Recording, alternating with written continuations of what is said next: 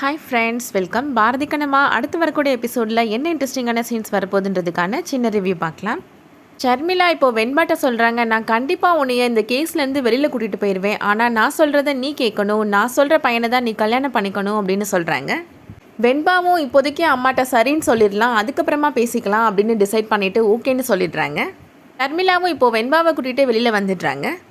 அடுத்ததான் கண்ணம்மா லக்ஷ்மி பேக்கில் இருக்கிற பாரதியோட நேம் போர்டை பார்க்குறாங்க. அதில் ஐ லவ் யூ டேடி அப்படின்னு லக்ஷ்மி எழுதி வச்சிருக்கிறத பார்க்குறாங்க. அதை பார்த்த உடனே கண்ணம்மாவுக்கு மனசுக்கு ரொம்ப கஷ்டமாக இருக்குது. லக்ஷ்மிக்கு இந்த உண்மை தெரிஞ்சு என்கிட்ட ஒரு வார்த்தை கூட அவள் கேட்கவே இல்லையே அப்படின்னு நினைக்கிறாங்க. அந்த போர்டை இப்போ சௌந்தர்யாட்ட காமிக்கிறாங்க கண்ணம்மா.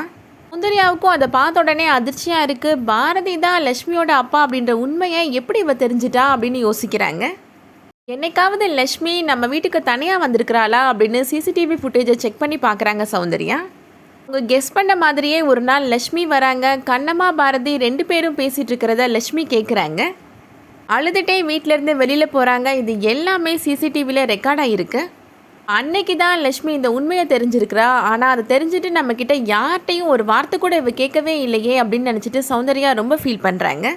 அடுத்து என்ன நடக்க போகுதுன்றதை வெயிட் பண்ணி பார்க்கலாம். இந்த வீடியோ உங்களுக்கு பிடிச்சிருந்துச்சுன்னா லைக் பண்ணிக்கோங்க, உங்கள் ஃப்ரெண்ட்ஸுக்கு ஷேர் பண்ணுங்கள். சீரியல் அப்டேட்ஸ்க்கு நம்ம சேனலை சப்ஸ்கிரைப் பண்ணிக்கோங்க. தேங்க்ஸ் ஃபார் வாட்சிங்.